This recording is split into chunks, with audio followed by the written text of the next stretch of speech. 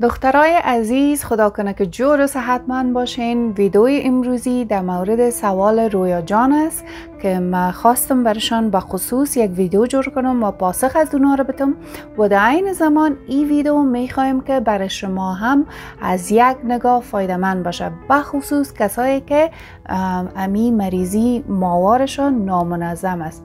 خیلی این ویدیو را تا آخر تماشا کنین، لیکن در قدم اول یک معذرت خاص به رویا جان که متاسفانه رویای عزیز من نتونستم که روز جمعه در جریان پروگرام زنده خود در فیسبوک ما ثبت کنم جواب شما را، چون بسیار زیاد دل من نارام بود از حساب بچه‌ام در بالا، از این خاطر نتونستم.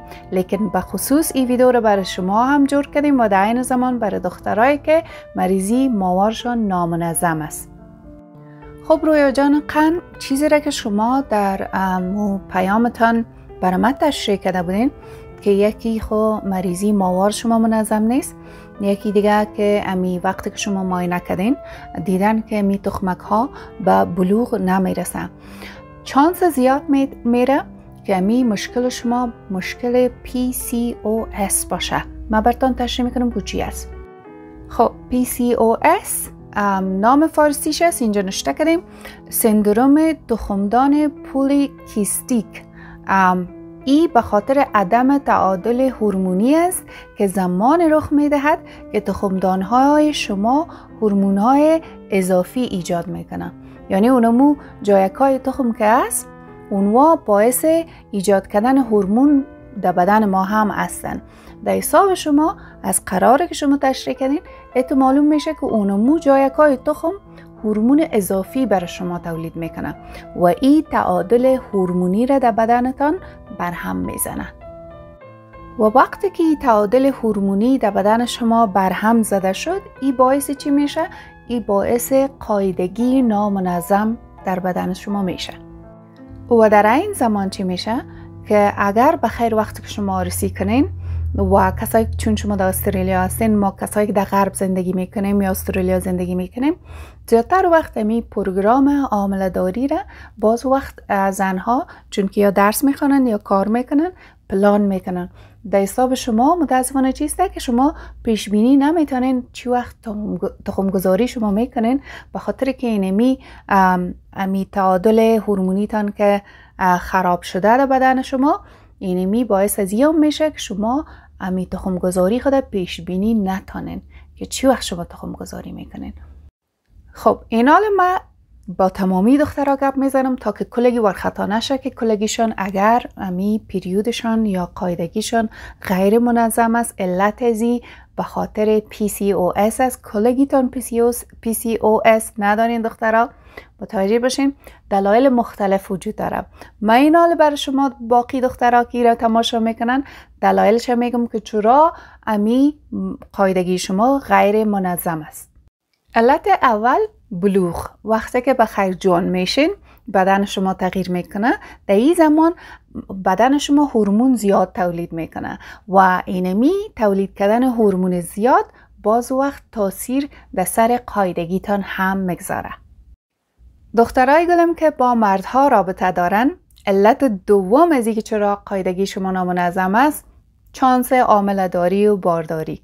چی باز وقت فارسی ما میگیم چیزی که عیان است چی حاجت به بیان است، لیکن باز وقت شاید وقتی که در عشق هستن دخترها شاید متوجه نشن، خانمای عروسی شده هستن، اونوا شاید بفهمن که علت نامدن مریضی ماوارشان یا غیر منظم بودنشان چانس حامله داری است. علت سوم متاسفانه استرس. دخترها زیاد تاکید میکنم برتان که کوشش کنین که استرستان در زندگی کم کنین. طریقه هایش اول از طریق بیولوژیکی شروع کنین.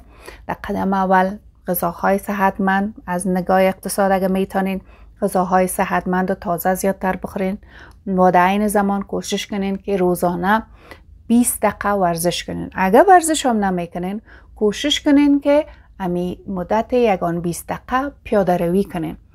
بازم میره برای کسایی میگم که در کشور که شما هستین امکان داره. بعضی کسایی اگر در افغانستان هستن شاید برشان امکان نداشته باشه، لیکن یک چیزی که شما کنترل سرش می داشته باشین این است که افکار خود زیادتر وقت کوشش کنین که اول او را ویدیوهای قبلی مرا دیده باشین اول او را خنثی کنین، یعنی منفی را ضروری نیست که مثبت شوه، اول خنثی شوه، بعد از او اگر تانستین افکارتان کوشش کنین زیاد مثبت بسازین. بعدن این درجه دوم است. درجه اول چیست؟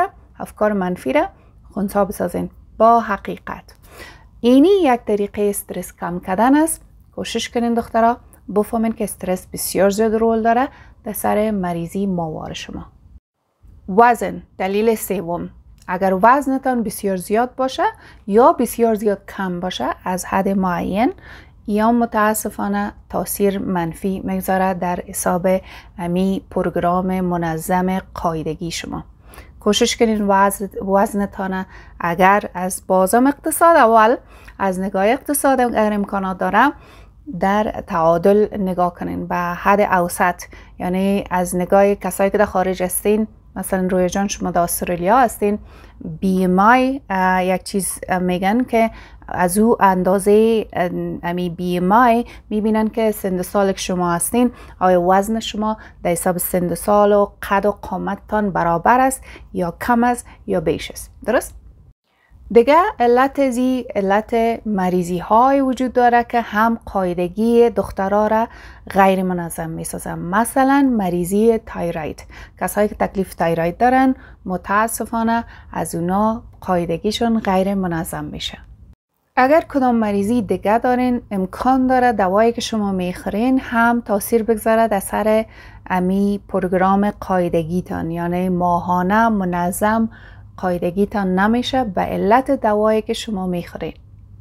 خب دخترای گلم، حالا درباره دیگه میزنیم که چه قسمی را تداوی کنیم. یک رقم تداویش از طریق اینمی قرص های ضد آملگی که است. بعضی کسا از امو قرص ها را میخورن که او بعضی کسا چسبک شدشانی خود میچسبانن، بعضی کسا دستگاه را در داخل رحم میکنن که اونمو هم چی میشه اصلا بر ضد آملگی است، لیکن در عین زمان میتونه که امی عادت ماوار شما را منظم بسازه. البته که او دستگاه برای کسایی است که عروسی شده است و اونا میتونن، یا کسایی هستن که رابطه کت مرد دارن، اونا میتونن که اونمو دستگاه را که در داخل رحم میگذارن از طریق اونمو مریضی ماوارشون منظم شده میتونن. لیکن کسایی که عروسی نکنن از طریق اونمو قرص های ضد آملگی شما میتونین که یا اگر چسبکشان هم استفاده کنین میتونین که مریضی ماوارتان منظم بسازین. صحیح؟ در مورد استرس ما گفته بودم که کوشش کنین یک کم ورزش و غذای سالم بخورین تا که ای هم بر شما کمک کنه و استرس خود بسیار زیاد کم بیارین، چیزای مثبت زیادتر امرایش خود مصروف بسازین. در این صورت میتونه که مریضی ماوار شما رو منظم بسازه. در این زمان قرص های وجود داره یا دواهای وجود داره که میتونه در این بابت کمک کنه و شاید رویا جان برای شما هم شاید امی گولی ها شاید برتان کمک کنه که می چرخه قاعدگیتان منظم شود. دواهای به نام کلومفین و متفورمین، من اینجا نشته کردیم متفورمین و کلومفین، اینمی دواهایی است که میتونه که امی چرخه قاعدگی و تخمگذاری را منظم بسازه. مچم که برای شما این دوا را دادن کسی یا ندادن؟ اگر ندادن شما اگر میتونین رویا جان در حساب دکتری که نزدیک خانه‌تان است یا دکتر فامیلی اگر دارین از اونا سوال کنین که از این دوا اگر میتونن بر شما نسخه نوشته کنن و شما بخرین. ایام میتونه که امی تخمگذاری شما را که در بلوغ نمیرسه و در این زمان چرخه قاعدگی را منظم بسازه. در حساب جراحی خودتان خبرم خواد باشین که جراحی هم وجود داره که میتونه مشکل PCOS یعنی رفع بسازه در مریض ها. یک نوع جراحی به نام LOD وجود داره یا که در فارسی باش ما اینجا نشته کنیم نشته است که لاپروسکوپی یک طریقه است یا LOD یک طریقه است که این مشکل PCOS درمان کردن میتونه. و دخترای دیگه شما PCOS شاید نداشته باشین، لیکن اگر مریضی ماورتان غیر منظم است، از چیزایی که در این ویدیو گفتم استفاده کنین. روز خوش برای کلگیتان و صحت خوب. امیدوار هستم که پریود کلگی منظم شود. بخیر.